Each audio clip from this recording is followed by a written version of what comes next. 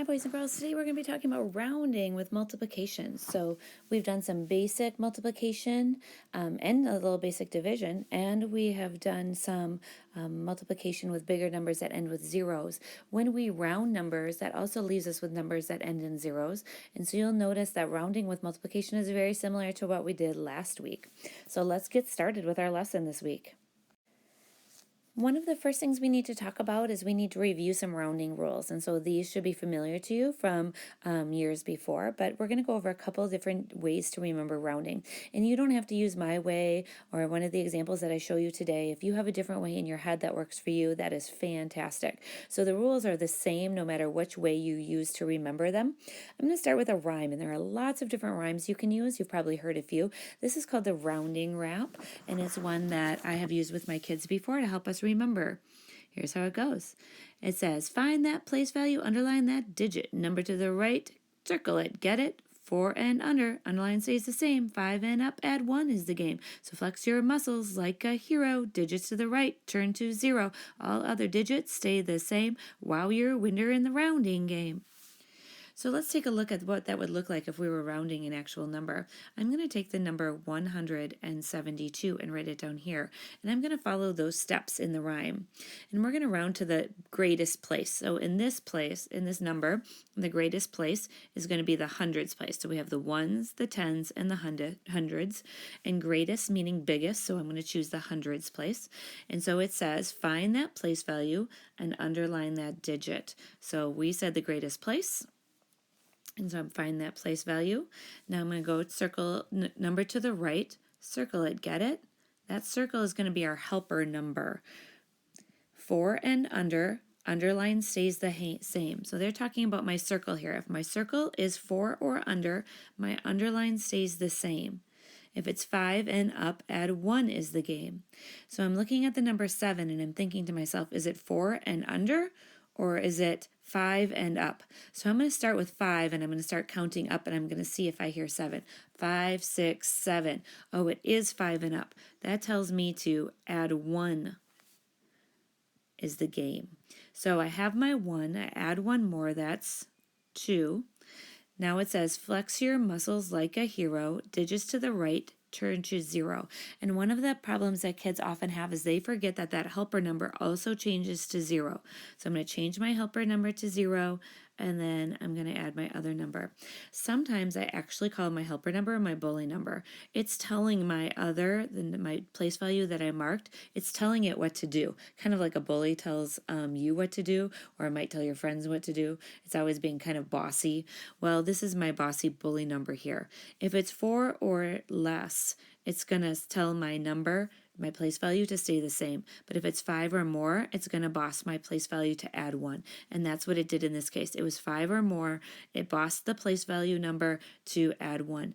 But once, just like a bully, once it's bullied me around, I'm like, get out of here. I don't need you in my life. So I'm going to change it to a 0 as well as any other number that came after it. Okay, so that's one of the rhymes that I could use. You might have a different rhyme that works for you. Another way I like to think of it is like a hill right here. And I'm kind of like a maybe a hill or maybe a roller coaster. And when I'm going up that roller coaster and I'm climbing up, I see 1, 2, 3, 4, 5 is the top of the hill. And as I come down here, I gain some speed and I'm getting bigger. So as I get to the top of the hill with this 5, and I go over the hill and come back down, that's my add 1, but on my way up the hill it stays the same. So if I use that same number that I just used a second ago, and I use 172, and I'm rounding to the greatest place, so we said ones, tens, hundreds is the greatest place. And I'm looking at that helper or that bully or boss number again, and it's a 7. And I'm looking, where is that 7 on my roller coaster on my hill? And as I'm climbing up, 1, 2, 3, 4, 5, 6, 7, here is that boss number. It's telling me to add 1. So now I'm going to go ahead and I'm going to go back to my place value that I underlined and add 1. 1 plus 1 is 2. And then just like in my last problem, we want to get rid of that bossy bully. So I said, hey, you're out of here. that changes that bossy bully number to a 0, and any other digits that are after that also change to a 0. So again, it rounds to 200. So whatever way works for you to remember those rounding rules, they're going to be really important. It's also going to be really important to look for keywords when I'm reading a word problem. So some of the keywords that tell me that I need to round are the keywords estimate or round or about. And I always do a cheer with the kids in my class. I say estimate, you say round. Okay, and then I'd say estimate and they'd say round. I say estimate and they'd say round. Okay, that estimate is always a key word for round, and it can be a tricky one if we have to stop and think. When I see that word estimate or I see the word about, that's a clue word for round. And so I'm always going to be rounding one of the numbers. Keywords for multiplication are anything that tells me that I have equal groups. So it might say in each group or every day. That's telling me it's happening over and over and over again, and it's the same amount. Product is also the answer of a multiplication problem. So if I see the word product, that's going to give me a clue to multiply. In all can mean multiplication and it can mean addition. And so when I see the word in all, it's telling me I'm looking for a total. When I'm looking for a total of a problem, that means my answer is going to get bigger. I know it's multiplication or addition. So if in all comes along with the word each or every or the word per that we're going to see later, if you see two of those, that's going to tell me that it's multiplication. But if I just see the word in all, I can't assume that I'm going to multiply or add. I have to look for other clues. Also, if I see something that says times, that's going to give me a clue to multiply, like she did something 3 times. Or I see words like twice or 3 times or quadruple.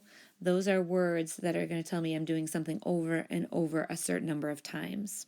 Okay, and then of course multiplication is always equal groups. So if it mentions equal groups, that's also some keywords for multiplication. And then of course when I'm working, anytime I'm working with a word problem, I need to pay close attention to what does the sentence ask me to do. So as we go through the word problems in the next couple of slides, we're going to be looking for these clue words, and we're also going to be listening carefully for what does the question ask me to do. So let's look at our first word problem. I'm going to read it out loud and you can read along with me. It says, James was going to the grocery store. He figures he needs about 40 hot dogs to feed the group. If he buys 4 packages of 12 hot dogs each, do you think he'll have enough? Well, I think that he needs 40, so I'm going to highlight that piece of information. He needs 40 hot dogs. That's the total he's looking for. Okay, and I need to know if he buys 4 packages of 12 hot dogs each, do you think he'll have enough? So some of the key words I've already highlighted is I have 4 packages of 12 hot dogs. And that is a really, there's a key word in there that I didn't mention on the last page, and I should have, and that's the key word of. Anytime I have that keyword of, that's going to tell me that I have equal groups. I have 4 packages of 12. That's 12, 12, 12, 12. That's telling me that I have equal groups. And so I know that's a multiplication word. Of is a multiplication word. And then I also see the keyword of each here. And so that's going to be another key word that for multiplication. So I'm going to go ahead and I'm going to write down, I think I have 4 groups of 12. And it says, do you think he will have enough? And I know that he needs about 40 hot dogs. And so I see that keyword about there, and I'm going to go ahead and round. So I have, anytime I am rounding with 1 digit, I don't round that digit. So I'm just going to leave it as 4. But if I have 2 or more digits, I am going to round. And if it doesn't tell me where to round to, I always choose the biggest place value. So in here I have 1s and 10s. So my biggest place value is 10s. I'm going to underline my 1. I'm going to circle my digit next door as my bully number, and I'm going to think back to my word problem, or to my helpers and the first page, and it told me I'm going to use the hill as my guide, and I know the top of the hill was 5, so if I was going up the hill on my way to 5, that was going to stay the same, and so I know that 2 is on my way up the hill to 5, so my place value is going to stay the same. 1 if it stays the same as 1, and then my bossy or bully number, it always changes to 0. I kick him out. So I'm like, you're out of here, change to 0. So when I end up with this problem, I have 4 times 10. Now, this is just like the problems we've done before. I see a 0 at the end, so I'm, yes, in my head, super excited. I can make this into a simpler math problem. I can take that 0, I can store it in my head. Then I can do the basic math fact, 4 times 1, which is 4, and take the 0 and add it back on, and I says 40. So I rounded 4 times 12 to 40, and that's how many hot dogs he needed. So do I think he'll have enough? I do. When I rounded that problem, I got 40, and that's how many he needed. In this problem, it says Sally takes a handful of beads from the package to make a bracelet and gets 3. So she dips her hand into the package of beads, she pulls out 3 beads. It says if she grabs 16 handfuls to make the full bracelet, estimate how many beads it took her. So right now I'm looking and I see that I have some keywords here. I see estimate being a keyword I need to pay attention to. And I know that I'm looking for a total of number of beads, and I'm thinking she gets 3 beads this time, 3 beads next time, 3 beads next time, and I'm looking for a total, so that's going to be a multiplication problem. So I'm going to write down my multiplication problem. She gets 3 beads each time, and she gets 16 handfuls. So that's 3 times 16, and I want to estimate. So again, if I have a single digit, I don't estimate, but if I have double digits, I do. I'm going to underline my greatest place value, which is the tens place, and I'm going to look at my bossy bully number here as a 6, and I'm imagining that hill then, and I know that 5 is the top of the hill. When I go over the hill, I add 1, and on my way up the hill, it stays the same. So with my finger, I'm thinking 1, 2, 3, 4, 5, 6 would end up right here, and that's on the +1 side. So I'm going to add 1 to my place value that I'm changing. 1 plus 1 is 2. Then I'm going to toss that bully number out of the way and change him to a 0. Hey, bully, you're a 0 in my book, and that's 20. And I end up with the problem 3 times 20. And from here it comes to be just like the basic math problems we had before that end in zeros last week. I'm going to take the 0 and I'm going to store it in my head.